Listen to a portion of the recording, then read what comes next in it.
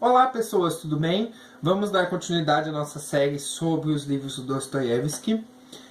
Só relembrando, já falei de Gente Pobre, da Senhoria e duas narrativas fantásticas, Adócio, Meu Sonho de um Homem Ridículo. Se você quiser, só dá uma olhadinha nos vídeos anteriores, vou colocar o link na descrição, certo? Hoje vamos falar sobre O Crocodilo e Notas de Inverno sobre Impressões do Verão.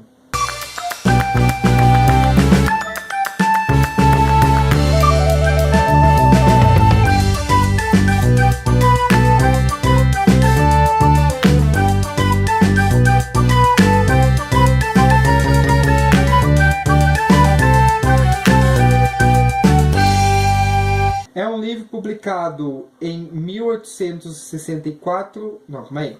Vamos ser fiéis. Os dois textos foram publicados numa revista chamada Época. O primeiro, O Crocodilo, foi publicado em 1864 e o segundo, Notas de Inverno sobre o Verão, entre 62 e 63. Na verdade, essas datas foram as datas que ele escreveu. Eu imagino que tenha saído quase na mesma época. Certo?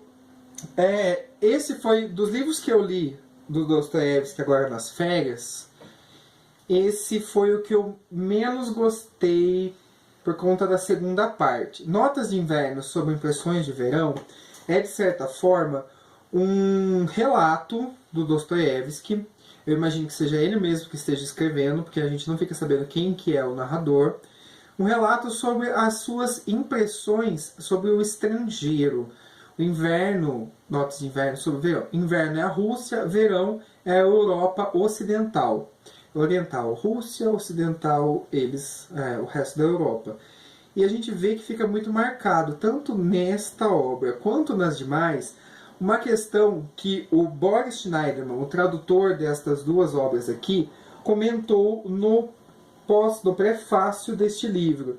Ele diz o seguinte, que nesses dois textos, o Dostoiévski defende uma posição muito cara para ele mesmo, que é o pote blá blá blá blá. Tá aparecendo a palavra aqui embaixo. Se eu esqueci de colocar na edição, eu ponho lá na descrição do vídeo. Que, segundo as palavras do Boris Schneiderman, é a defesa apaixonada das raízes nacionais e populares, das quais o intelectual não deveria se afastar. Então, fica muito evidente com essa descrição de que o livro trata de um engrandecimento da Rússia como pátria, coisa que, na opinião do Dostoiévski, nenhum intelectual deveria deixar de fazer. Isso é o que eu entendi a partir do prefácio do Boris Schneiderman. Porém, esse texto, para mim, foi muito chato de se ler. Não é, Manila? Pois é. Ela veio escoçar bem na minha frente. Né? Ele foi meio chatinho de se ler, porque, assim, ele se propõe a dar aos seus leitores algumas informações sobre o que ele achou da Europa e de sua viagem para lá. Então, em um determinado momento, ele está no trem e começa a falar com os leitores sobre o que ele achou da França e por aí vai. Então, no último capítulo, ele fala mais ou menos, ele faz uma crítica às amantes e os amados, Mabiche e Bribri, da França e algumas coisas assim. Só que, de repente, no segundo capítulo, ele para, do nada, para ficar falando umas coisas meio nada a ver, supérfluas, como ele mesmo diz. Tanto que tem um momento que ele falou assim, se você não quiser ler, você pode pular. Só que você fica curioso, quer saber o que ele tem para falar, não é mesmo? E ele faz algumas críticas muito ferrenhas quanto a essa questão de afastamento da nacionalidade, não é mesmo? Fala para eles lá. Então, é isso. Isso mesmo. Tchau. Só atrapalha. Eu vou ler um trechinho. Ele faz a crítica tanto a essa questão do nacionalismo, quanto também à burguesia. Esse trecho que eu vou ler primeiro, eu achei sensacional, mas uma exceção no resto do livro, né? Roubar é feio, ignóbil, e leva às galés. O burguês está disposto a perdoar muita coisa, mas não perdoará o roubo, ainda que você ou seus filhos estejam morrendo de fome. Tatuar na testa de ladrãozinho é mais ou menos isso, não é mesmo? Enfim. Outro trecho que fala mais especificamente sobre essa questão do nacionalismo. Ele fala o seguinte: quão convencidos estamos agora da nossa vocação civilizadora, quando alto resolvemos os problemas. E que problemas? Não há solo, não há povo, a nacionalidade é apenas um determinado sistema de impostos, a alma, uma tábula rasa, uma serinha com a qual se pode imediatamente moldar um homem verdadeiro, um homem geral, universal, um homúnculo. Basta para isso aplicar os frutos da civilização europeia e ler 2 ou 3 livros. Apesar de eu não ter gostado desse livro, uma coisa que ele me fez pensar muito é uma crítica que é feita, principalmente pelos teóricos econômicos ao Brasil, quanto à nossa predisposição de sempre olhar para o exterior e nunca olhar para nós mesmos e para o nosso continente. Eu lembro que quando eu estava estudando economia, uma frase ficou muito marcada para mim, um conceito, que é: o brasileiro está de costas para o Brasil e para a América Latina e sempre olhando para a Europa. Hoje em dia, para os Estados Unidos, mas sempre para fora, nunca para dentro. E isso é uma crítica que fica evidente também aqui no caso do Notas de Inverno sobre Impressões de Verão. Além disso, o Boris Schneiderman também ressalta no prefácio desta edição, da editora 34, que os escritos do Dostoiévski são muito marcados pela sua atividade jornalística.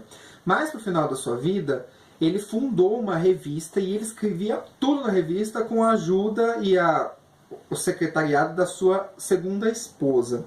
E neste meio, ele divulgava algumas coisas.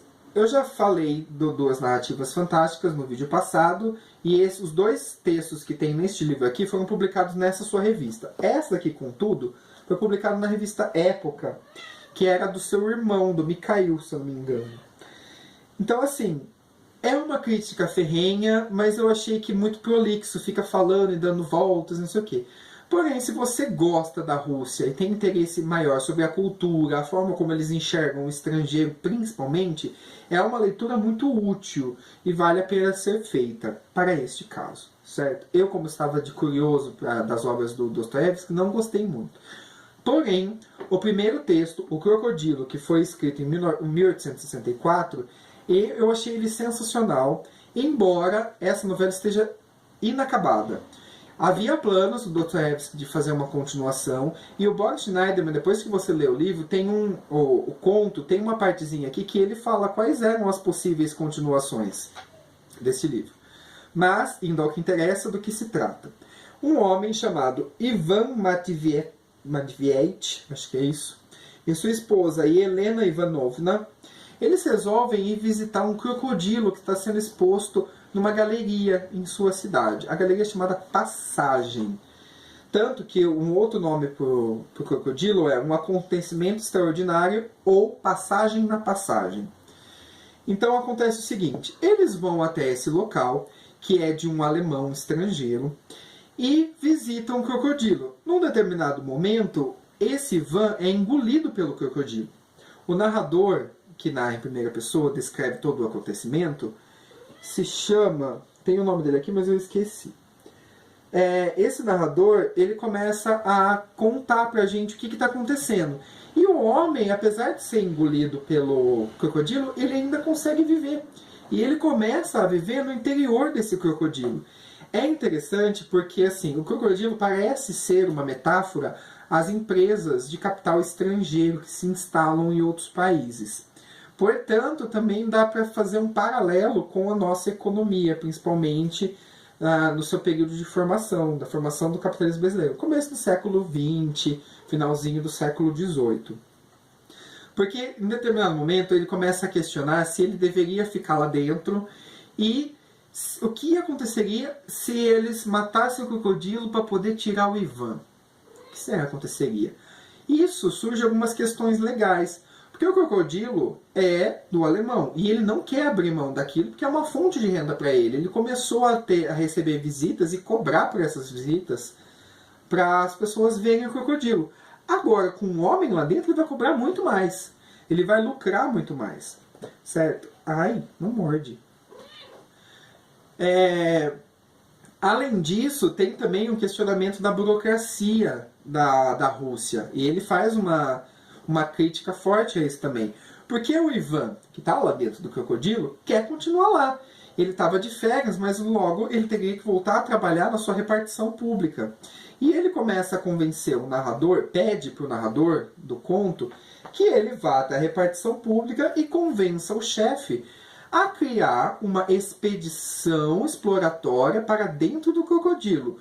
O que, de certa forma, justificaria a continuidade do Ivan lá dentro do bicho. Então é bem extraordinário.